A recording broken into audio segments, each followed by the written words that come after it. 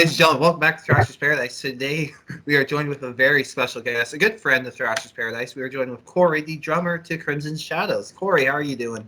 Yes, I'm doing pretty well actually. Surprisingly, it's been pretty all right. Even though I'm just pretty much staying home and going out just to get beer. Actually, I had beer delivered to me yesterday, Ooh. so it's been a good 24 hours to say the least.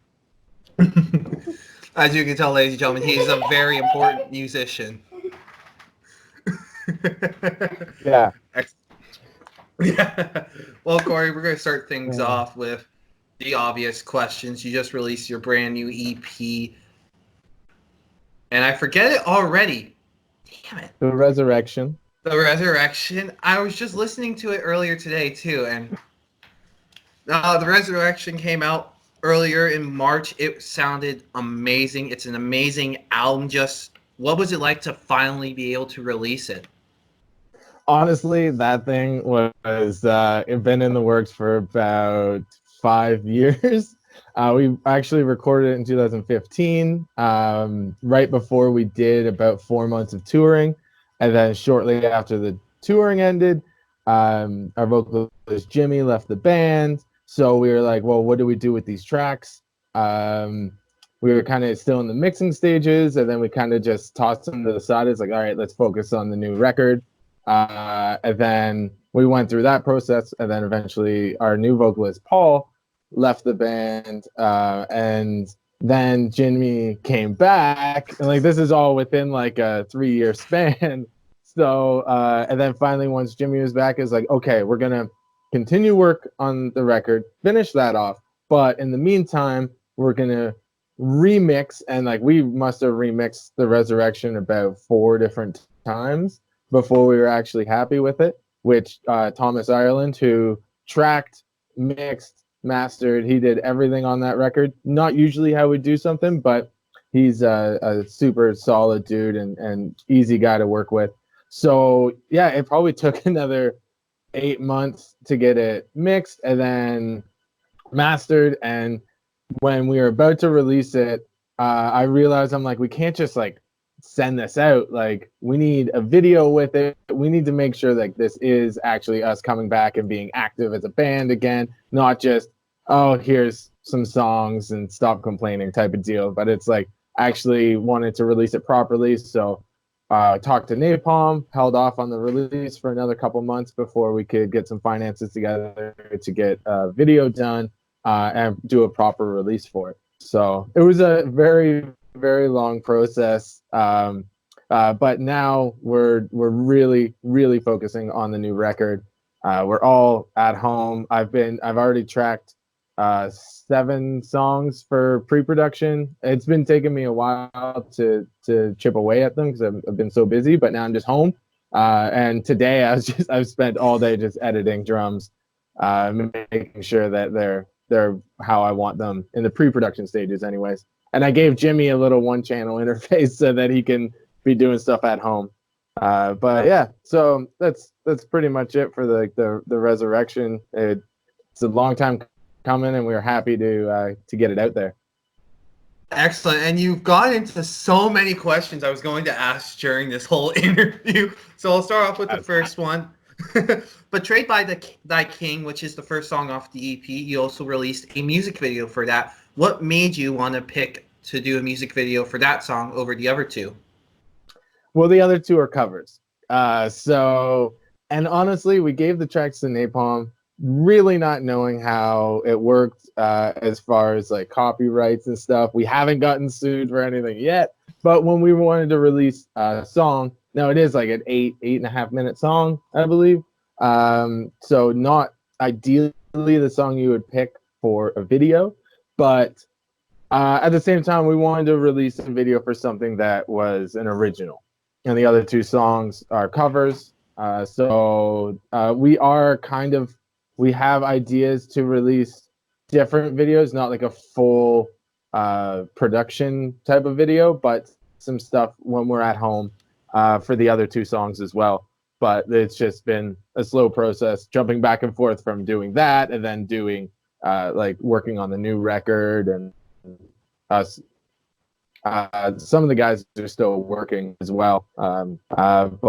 Yeah, like so that's pretty much it. We wanted it to be an original song that we do a video for, and not it be one of the covers. I guess it could have been smart to do a song that was like the Dragon Force tune, right? But whatever. We wanted to make sure our original stuff was at the first thing you hear.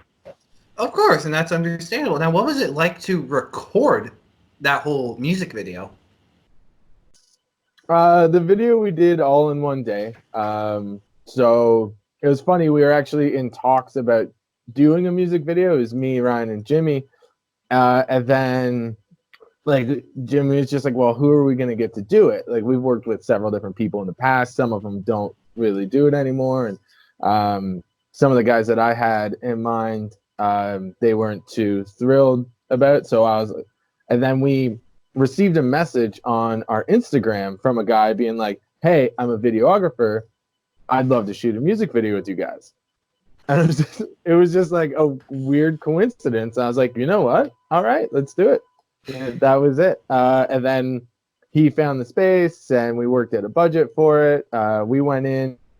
It was about, I want to say about 6 to 7 hours of setup and filming from our end. Me and Ryan did a lot of the kind of like directing in it as well, because we had a specific vision we wanted and worked with him. And then we tore all our stuff out and they filmed all the B-roll stuff, like the Viking guy and the whatever that girl is supposed to be. But so yeah, that was all Dan, the director. That was his vision, and I think it turned out pretty good. It did. It turned out excellent. Now, we keep talking about the covers. You did 2 covers. One was Against the Wind by Stradivarius, and the other one was Blackfire by Dragon Force. What made you all want to pick those 2 songs to cover? Well, Blackfire, Dragon Force was one of those bands, as well as Stradivarius, that when me, Ryan, Greg, and Jimmy got together and started writing, it was like those were the bands that we could all kind of agree on, and like came together and we'd like blast those albums. And actually, it was before we actually formed the band. Me, Ryan, and Jimmy took a trip up to Quebec City for Dragon Force's first North American show, and the song they opened with was Blackfire. So it was very much so been a part of the band. We're decently good friends with the guys in Dragon Force as well, so we definitely wanted to cover one of their songs. And Blackfire was just kind of an obvious choice for us. We wanted something from the first record. Didn't want to get into like, okay, now you guys got to play like 6 minutes of solos and stuff like on Sonic Firestorm and Forward. It just got out of hand. We really liked the song structure and everything they were doing in Blackfire. One of my favorite tunes for sure. But as far as Stradivarius, I didn't realize this when we picked it, but it's not Against the Wind is apparently not that well known of a Stradivarius song.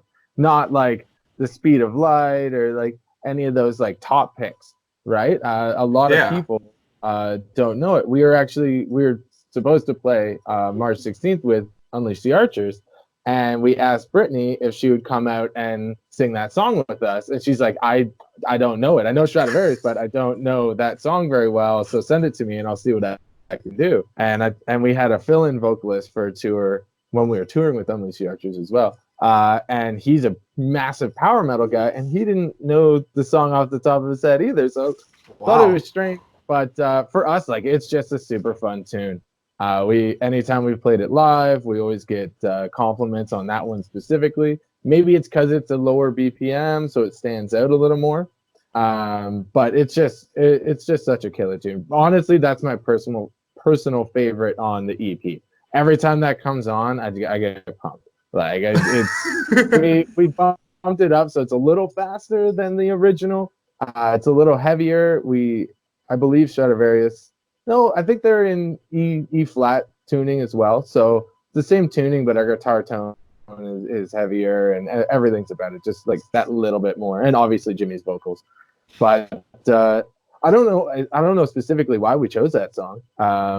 We had a laundry list of tunes that we were thinking about doing, like even some like Rainbow songs and Deep Purple was thrown in there, and Primal Fear, but it was ultimately that just, I guess, stood out to us. We started jamming it well before we went into the studio to record it, and it just, out of like the 5 or 6 songs we kind of were fooling around with, those two kind of just stuck. So we decided to go in and lay them down. Why not? All right. Excellent. I just want to say, both well done covers. Love them both. I personally can't stop listening to Blackfire. I just love your version of it, even more than the Dragon Force one. We won't tell them that, you know. Fine. That's good, but you did bring up something a bit earlier in that last answer. You talked about March 16th, which was supposed to be your show with Unleash the Archers, and that show got canceled due to all this coronavirus stuff. Yeah. Were you kind of hoping it wouldn't get canceled? Well, yeah, obviously we prepared a lot for the show. We don't really play live very much. We don't really jam very much. So it was really exciting leading up to it, to like, we were actually all in the same room. We do most of our writing and discussions either over Facebook or sending files back and forth. Even though we don't live far away from each other realistically, we're all just like extremely busy people, and our schedules don't always line up. But like, we made the time, and we were doing 2 to 4 rehearsals a week to prepare for this. We had an extended set.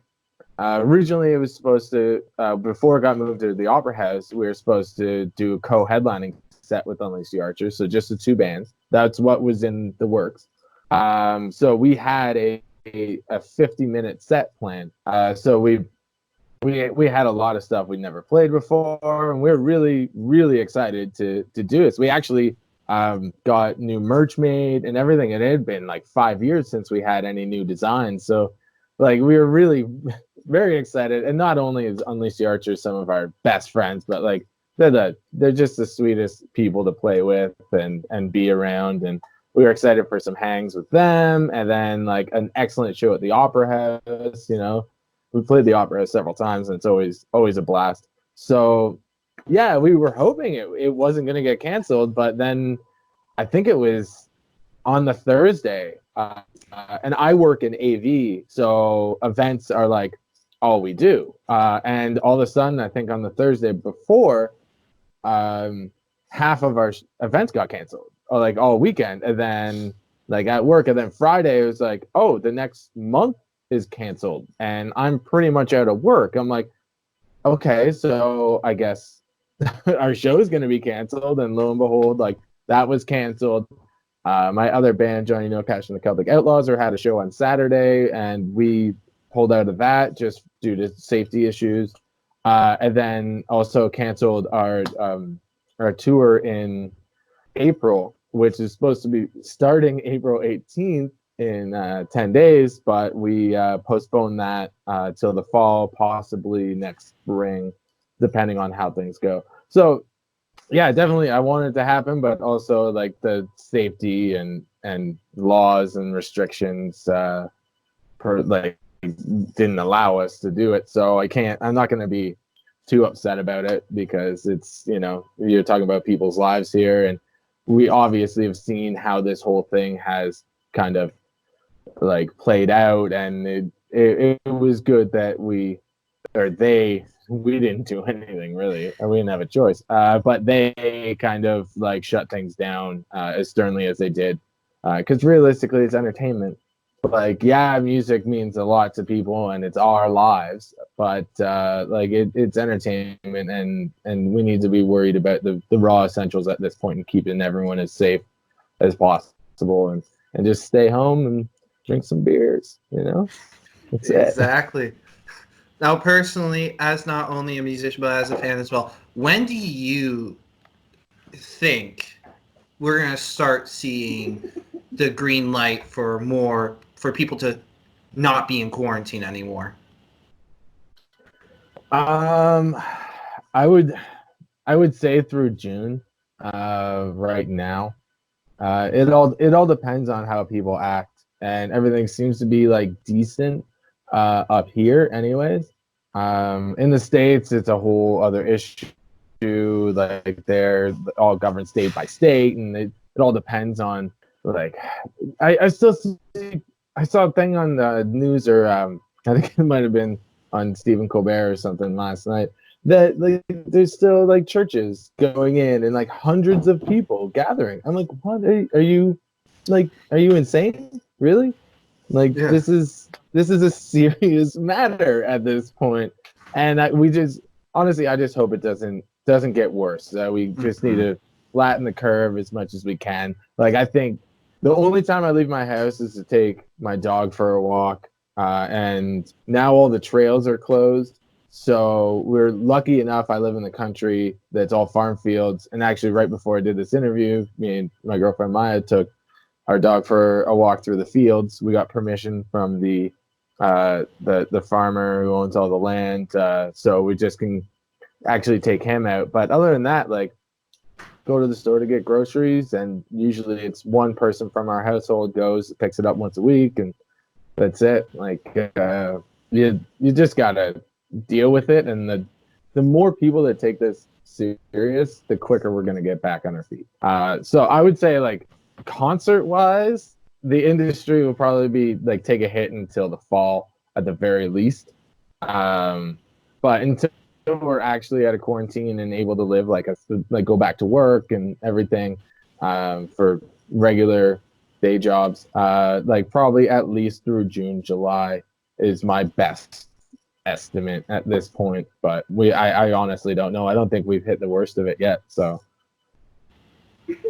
Okay, well, let's move things back more to the main reason why we're here, the new EP. What's been the reception like for just the new material being out there? it's been really good. The biggest thing is people want a whole new album. Any reviews I've seen or anything, and they always say don't read the comments, but I got to. And the biggest thing is that people who have been fans of us for a while just don't. It's like, yeah, this is good, but I want new material. Like I know Betrayed by Thy King, and like covers are fun and all, but it's been 6 years. Like, come on. And so that's kind of pushed us to be like, all right, we need this record out this year. That was our plan, anyways. So hopefully, as soon as we get the green light, to like get out of this quarantine mess, we're gonna have studio time booked and everything like that. We're already in the works for figuring that out. So, but yeah, the reception's been great, and definitely have gained some new excellent fans. Like everyone's been super positive about it for the most part, other than the people that are like, give me new stuff, but they can wait, I guess. I don't like we're all just crazy busy, man, and we don't we've dumped tens of thousands of dollars into doing this, and we only do it pretty much for our love of it and for the fans. At this point, there is no financial gain on our end in any way. I just want to make that very clear. We do this for the love of the music and for our incredible, passionate fans out there. Awesome. Now, what I've seen a lot of bands be doing recently is doing either live stream Q&As, live stream chats, or even live stream concerts. Could we see Crimson Shadows become part of that kind of train? We wanted to, and we still do want to, but we actually had plans to do it before any of this came up. We wanted to start live streaming our jams and stuff like that, but we don't want to do it like, oh, put a cell phone up and everything's distorted and you can't hear anything, and we want to do it properly. I've been attempting to contact some venues in the city. I know In Ottawa, the Brass Monkey was doing live streams from their venue. I don't know if they're still doing that or if restrictions are have able them to not be able to, but we probably will do something. I'm thinking it might not be like a live stream, but we're definitely working on some content to get out there while we're in captivity, if you will.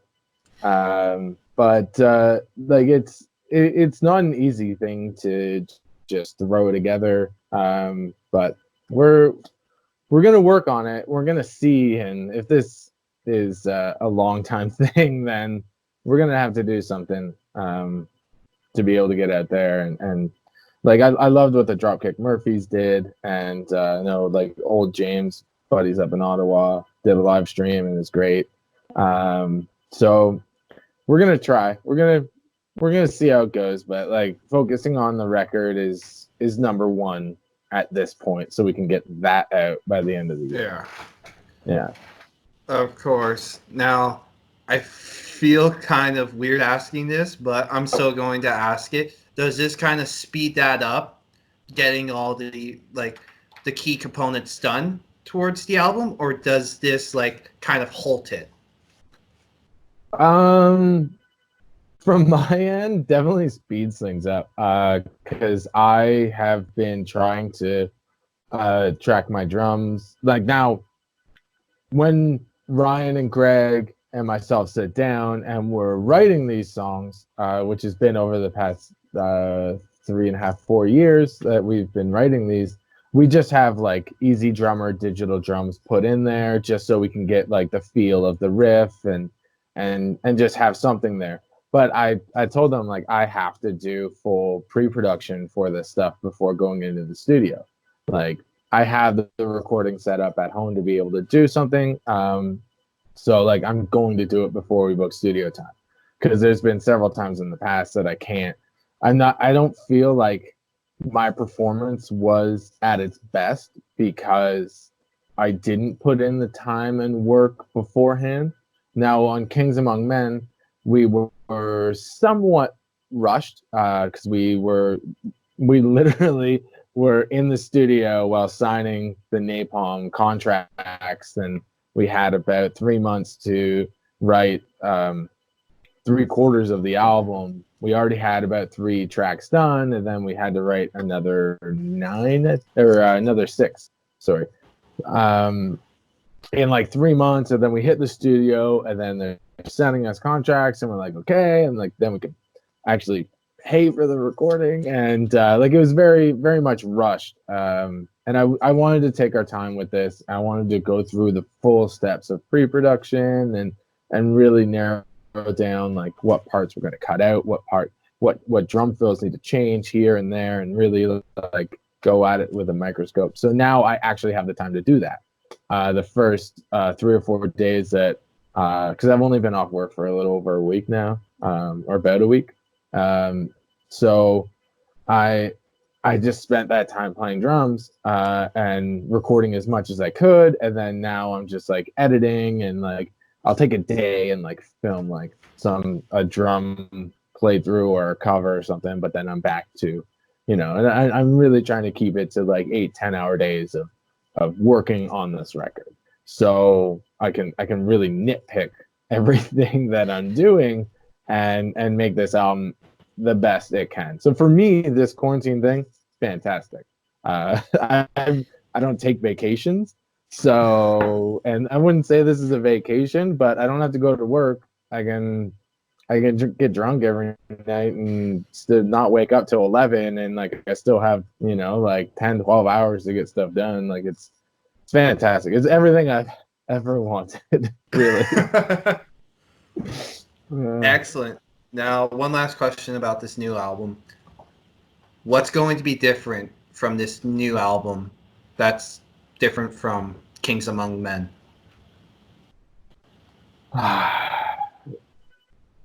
It's difficult because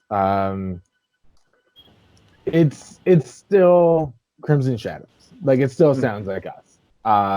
There's nothing that's going to come out of left field like, oh, like here's a slow power ballad that's only singing. Like, you're not gonna get that. You're gonna get what we've done. I think it's definitely heavier.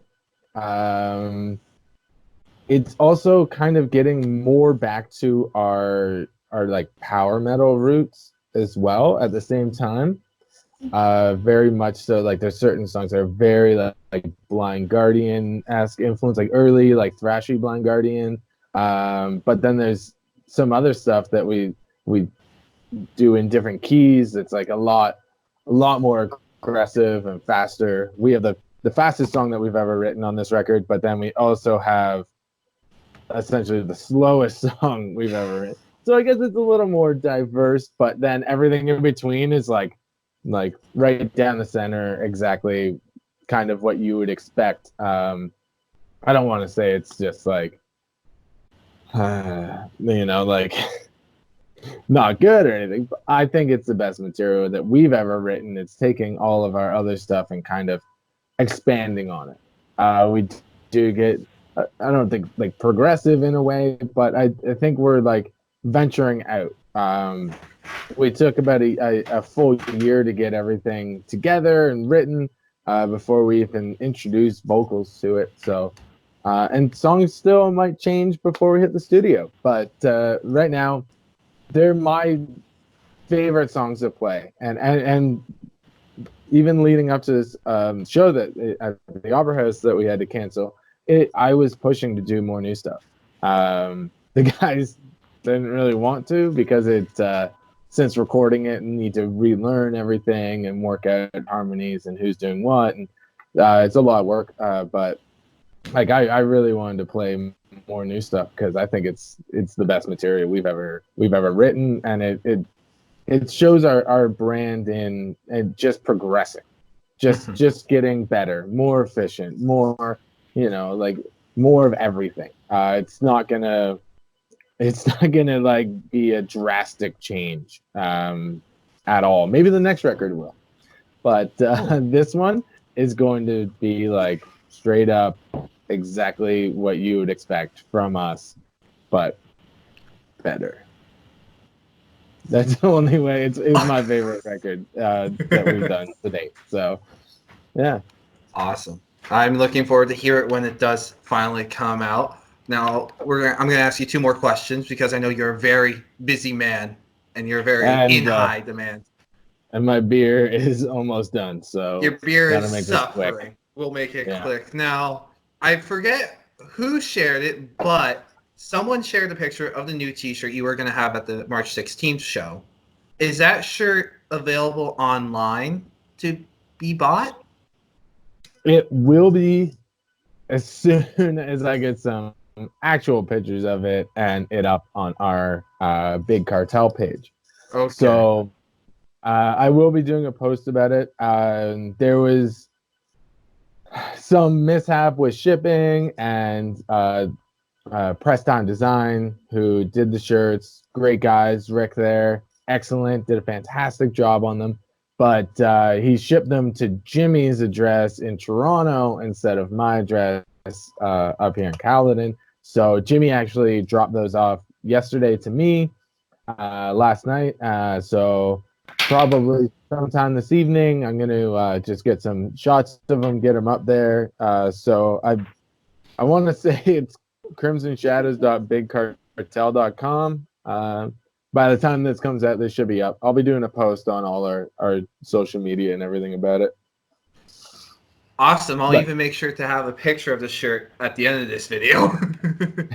We got two shirt designs, and one is the cover art of the Resurrection EP. Oh, awesome. And then we have another design that's like a blue Viking and stuff, which we actually have used that design for a hoodie in the past, years and years ago. But we decided to bring it out in a new color and put it on a T-shirt, and they turned out fantastic. I just saw them yesterday for the first time, and yeah, they look great. So we're sitting on about 2 large boxes, about 200 shirts, I believe, worth, if not more, that we need to kind of sell and get out to all our fans and try to make some money back on it, because our bank account is at negative dollars right now because of all this. Yeah, understandable. And the last question now. There are a lot of popular bands in the metal scene that have come out with their own line of beers. Anthrax with Warcraft, Megadeth with their own beer, Iron Maiden with the Trooper beer. And that's starting to happen with the local scene. I know a band in Calgary, Hyperia, came out with their own beer, Hyberia. Nice. And and I'd like to know, personally, Corey, if Crimson Shadows was to come out with their own beer, what would the name of it be? I'm not sure on the name. Like, we definitely schedule it around the new album, which honestly, most of our songs at this point are still working titles. So we'd have to come up. We kind of put one of the song names or the album title along with the beer and do a marketing release that way. But one thing I do know is that it would be a Crimson Red Ale. It would definitely be an ale, a red ale, probably 5%, nice, smooth. But we have a song off our first record called Kingdom of Ale. And so it would definitely have to be an ale. I'm not sure exactly what it would be called. We had a friend out in, he was brewing for a company out in Whitby, I believe.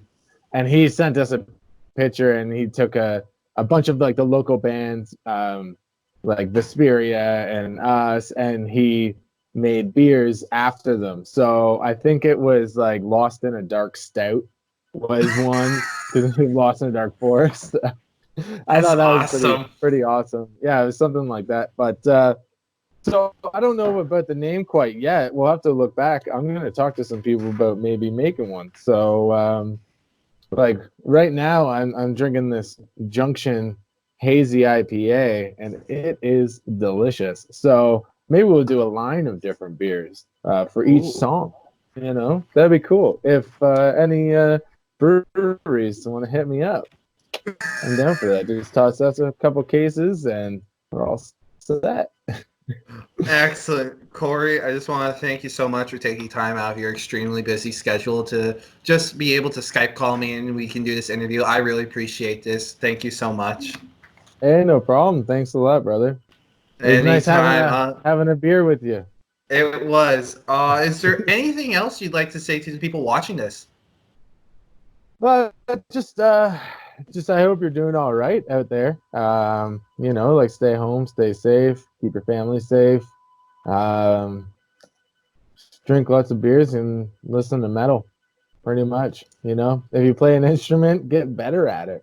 And you know, hopefully you can come up with something positive out of this whole situation, as fucked up as it is. And it's gonna be a whole different world once we're through this mess. So, you know, kind of mentally prepare for that.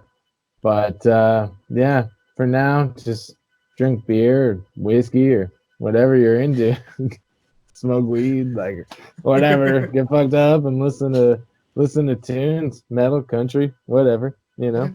But just try to have as much fun, because once this is over, you're gonna have to hustle, because we're gonna have some serious bills to pay. You know. Feel you there, man. Anyways, thank you again so much, Corey. Ladies and gentlemen, make sure to get the Resurrection EP on Spotify and wherever else you can find music. It's even on YouTube. So if you're cheap, at least listen to it on YouTube. Yeah, whatever you can, man. Like it's everywhere. So yeah, I Napalm. I don't. It's just a digital release, but you know, yeah, it's everywhere. Go check it out. Spotify. That's it, man. That's it. Exactly. And until next time, keep on thrashing.